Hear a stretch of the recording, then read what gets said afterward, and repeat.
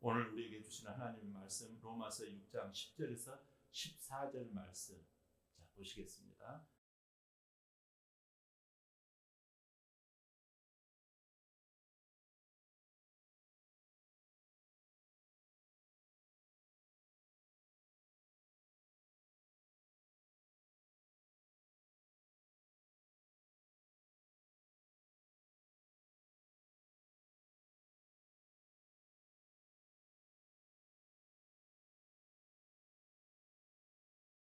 자, 우리에게 주시는 약속의 말씀 같이 받도록 하겠습니다.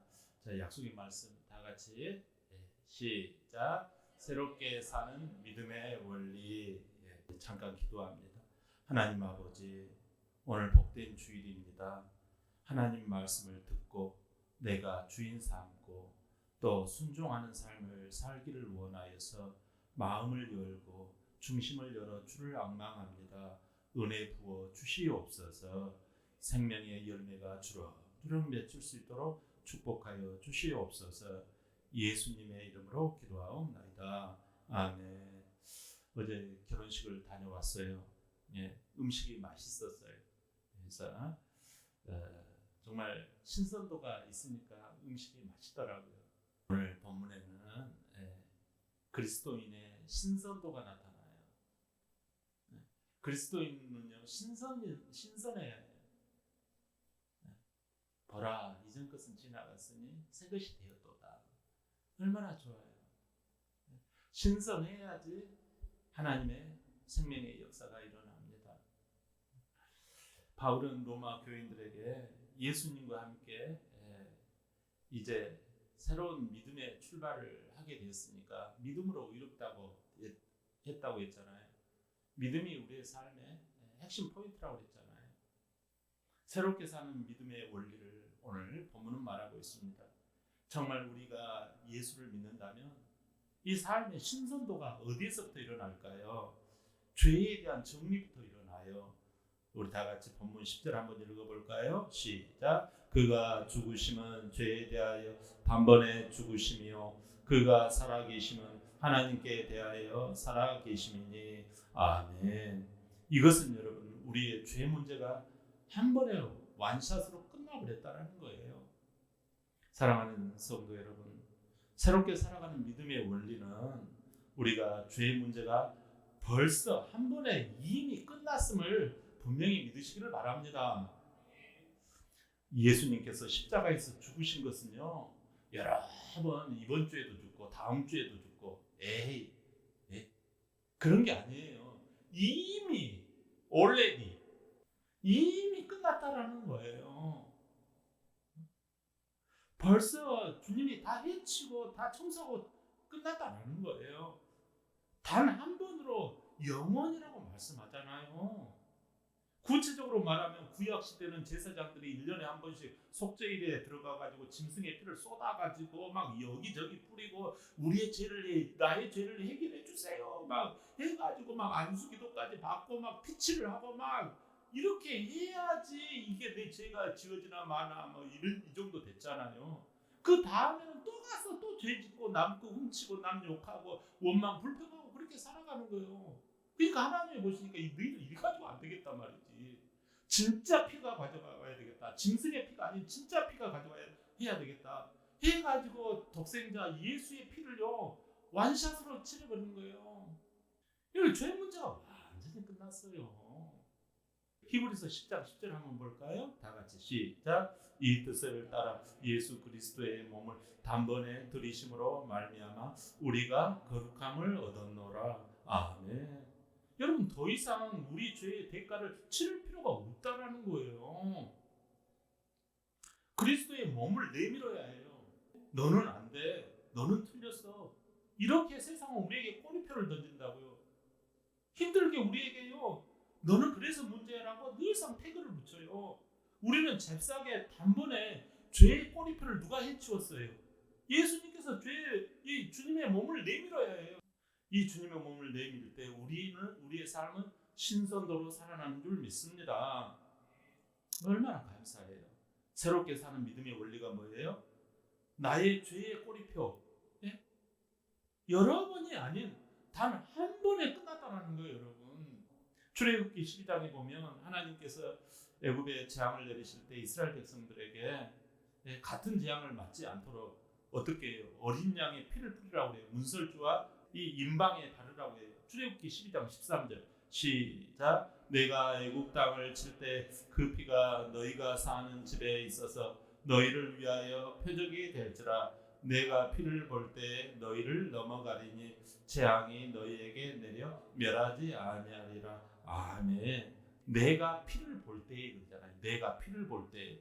이 말은요, 순종으로 어린 양이 죽어서 흘린 피가 내 앞에 있을 때 이 뜻이에요. 여러분, 어린 양의 피가 내 앞에 있을 때 여러분 멸망을 면하는 줄 믿습니다. 어린 양이 누구예요? 요한복음 1장 2절에 보면 세례 요한은 보라 세상 죄를 지고 가는 하나님의 어린 양이로다. 예수님을 가리키고 있잖아요. 예수님은 우리의 죄를 단번에, 그것도 영원히 단번에 해결했다니까요. 새롭게 사는 믿음의 원리가 뭐예요?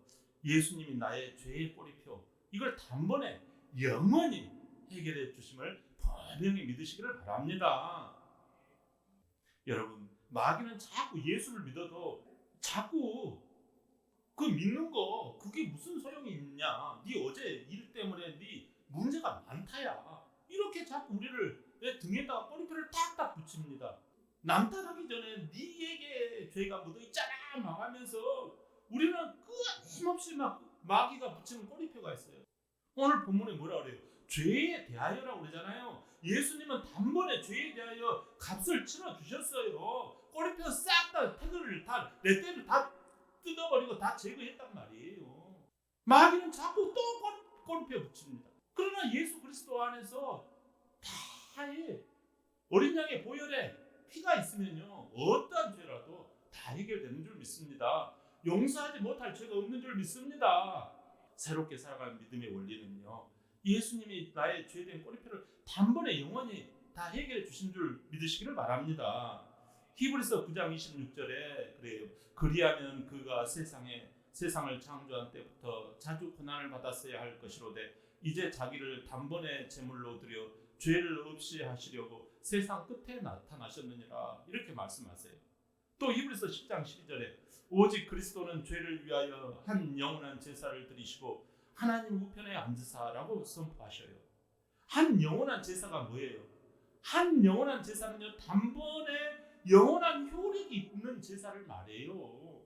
예수님께서 과거의 죄, 현재의 죄, 미래의 죄까지 단번에 해결해 주심을 우리는 든든하게 가지시기를 바랍니다.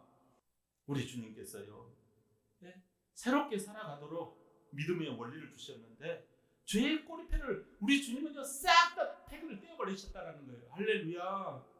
그렇다면 이런 믿음이 죄에 대하여 방패적인 역할을 해요. 그렇다면 싸우는 이 공격적인 칼은 무엇일까요? 살아계신 하나님을 믿어야 해요. 자, 11절 한번 볼까요? 시작. 이와 같이 너희도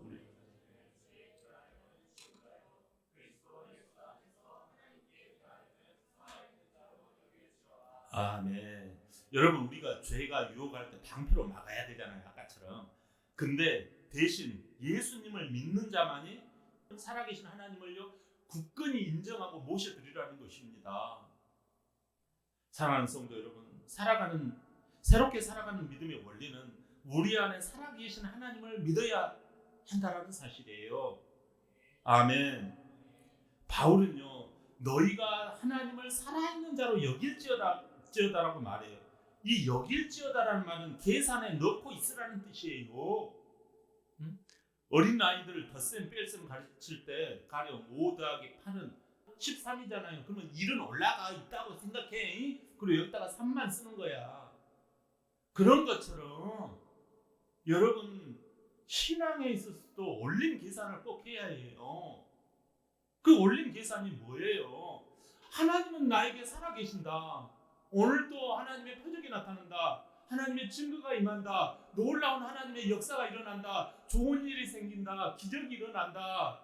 하나님이 나를 새롭게 하신다. 할렐루야. 이것이 새 가운데 충만히 일어나야 할 줄 믿습니다. 갈라디아서 2장 20절에 내가 그리스도와 함께 십자가에 못 박혔나니 그런즉 이제는 내가 사는 것이 아니요 오직 내 안에 누가 산다? 그리스도께서 산다. 할렐루야. 믿습니까? 여기 못 박힌 것만 생각하면요 소극적인 방패 신앙이 됩니다. 그러나 여러분 여기서 그러잖아요. 오직 내 안에 사시는 것이라. 누가요?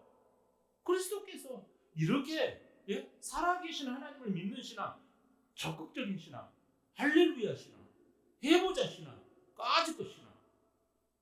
아멘.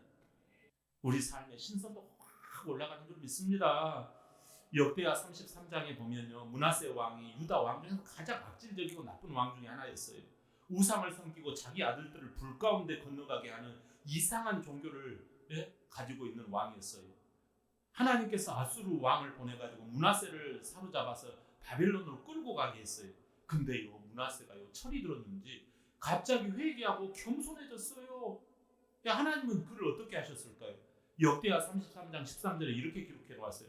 하나님께 이 므낫세가 기도하였으므로 하나님이 그의 기도를 받으시며 그의 간구를 들으시사 그가 예루살렘에 돌아와서 다시 왕에 앉게 하시매라고 기록해 놓았어요.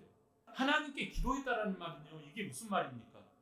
이런 나쁜 인간이 하나님 앞에 막연한 종교로 나아갔다 이런 뜻일까요? 이건 그런 의미가 아니에요. 눈앞에 살아계시는 하나님을 바라보며 하나님 이곳에 계신 하나님을 내가 똑바로 믿고 당당하게 살아계신 하나님 앞에 하나님은 나의 왕이시오 나의 임금이시오 이렇게 주장하며 기도를 했더니 하나님이 은혜와 복을 내려주신 거예요.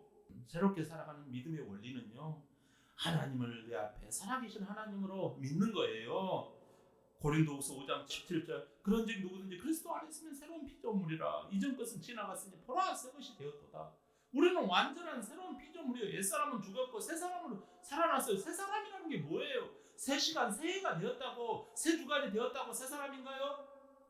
마귀는 늘상 그래. 너는 바쁘니까 너는 힘드니까 너는 없으니까 라는 꼬리표를 늘상 붙들어요. 너는 힘드니까 이거 빠져도 되고 안 해도 되고 뭐 그냥 다 내려놔란 말이지. 마귀는 그렇게 유혹을 해요. 그런데 여러분 우리 주님은요 이걸 싹 다 치워버리고 어떻게 하셨어요? 살아계신 하나님의 꼬리표를 우리에게 붙여놓았어요.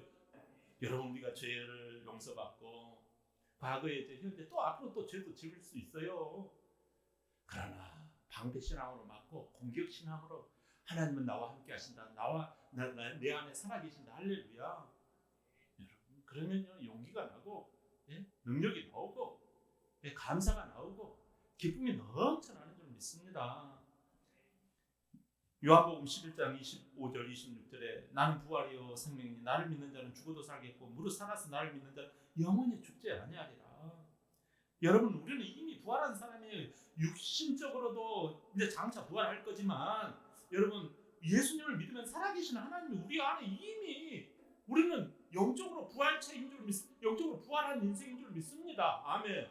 과거 옛사람에서 우리는 죽고 이제 새 사람으로 우리가 살아나는 줄 믿습니다. 여러분 현실은 언제든지 변화됩니다. 여러분 우리가 자꾸 보면요 원망이 나오고 불평이 나오고 불순종의 사람이 되어요. 현실은 언제든지 변화됩니다. 그러나 믿음은 한결같습니다. 신앙은 신선도가 중요해요.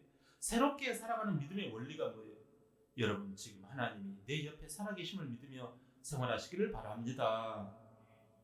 여러분 그렇다면 살아있는 믿음이 되면 그 결과가 어떻게 이어질까요? 너희 자신을 하나님께 드리라고 하세요. 본문 13절 다 같이 시작. 또한 너희 지체를 불의의 무기로 주에게 주지 말고 오직 너희 자신을 죽은 자 가운데서 다시 살아난 자 같이 하나님께 드리며 너희 지체를 의의 무기로 하나님께 드리라. 아멘.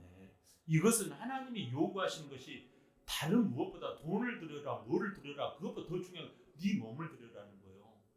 사랑하는 성도 여러분, 새롭게 사는 믿음의 원리는 하나님이 우리의 몸을 의의 무기로 헌신하라고 하십니다.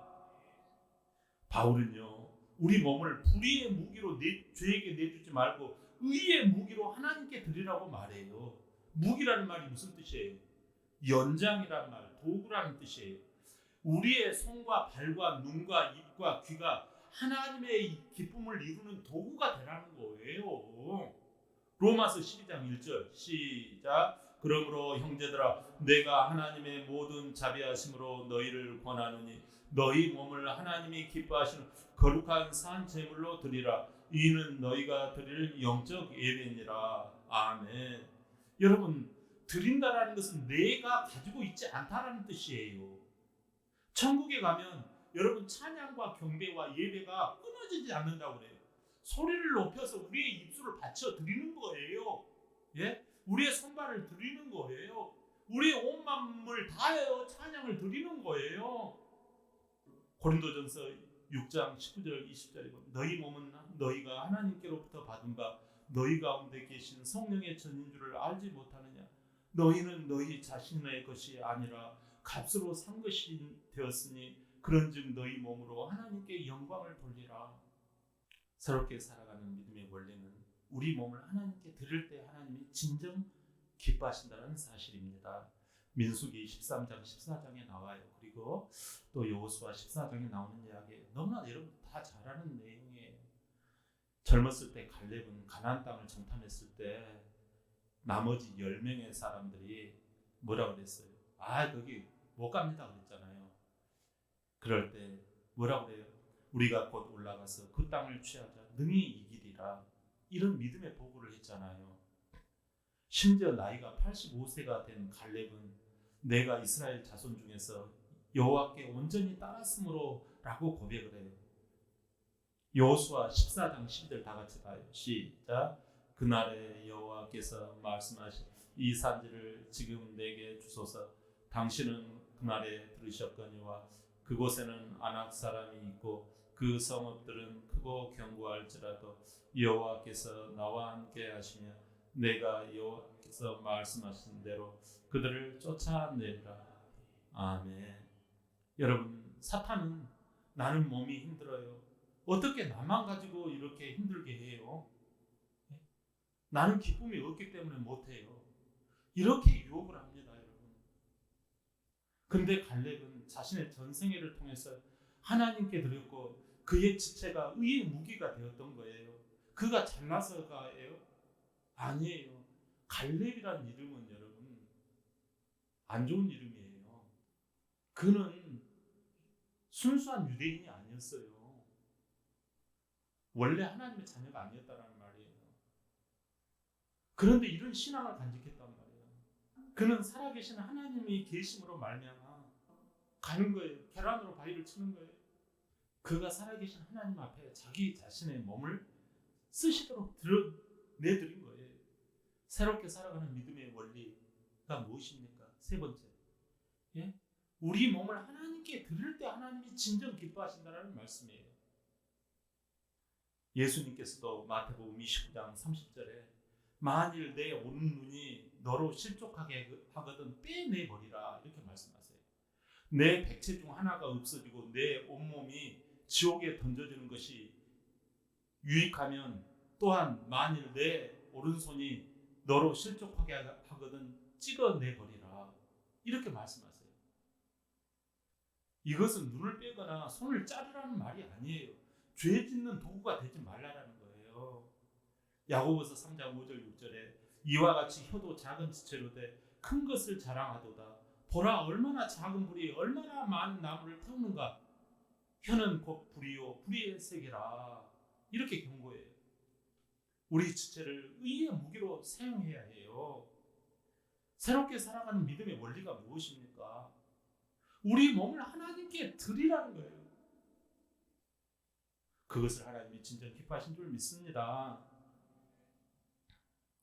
저와 여러분, 신앙은 뭐예요? 믿음이에요. 믿음은요, 우선순위하고 굉장히 긴밀합니다. 가령 돈이 얼마 있다고 칩시다. 여기에 얼마 쓰고 말이지, 저기에 얼마 쓰고.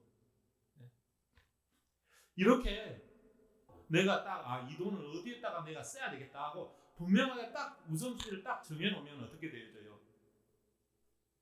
그대로 되게 이루어집니다. 여러분 말씀을 들으면서도 불순종을 딱 정해놓아요. 그러면 그 인생은 불순종으로 걸어가는 거예요. 하나님 앞에 신앙은요 우선순위라고 말씀드렸잖아요. 하나님의 우선순위가 신앙이에요. 행복한 인생, 희망 인생으로 살려면 새롭게 사는 그 믿음의 원리를 붙들어야 해요. 믿음은 우선순위를 지키는 거예요, 여러분. 몸으로 돈을 보이는 게 의의 병기로 드리는 거예요. 몸으로 하나님께 드리고 있느냐 이걸 보는 거예요. 여러분 먹고 살기 위해서 열심히 생활하고 하셔야 되겠죠. 그러나 우선순위를 여러분 정해놓으면 됩니다. 내 삶의 문제는 내 신앙의 문제가 아닌지 돌아봅시다. 새롭게 살아가는 믿음의 원리가 무엇입니까? 나의 몸을 의의 병기로 하나님께 드릴 때 하나님은 진정 기뻐하십니다. 사랑하는 성도 여러분, 새롭게 살아가는 믿음은 하나님께서 죄에 대하여 단번에 죽으셨음을 믿고 우리 자신을 하나님께 대하여 살아있는 자로 여기며 우리 지체를 의의 무기로 하나님께 드리는 삶이 되시기를 주의 이름으로 축원합니다. 아멘.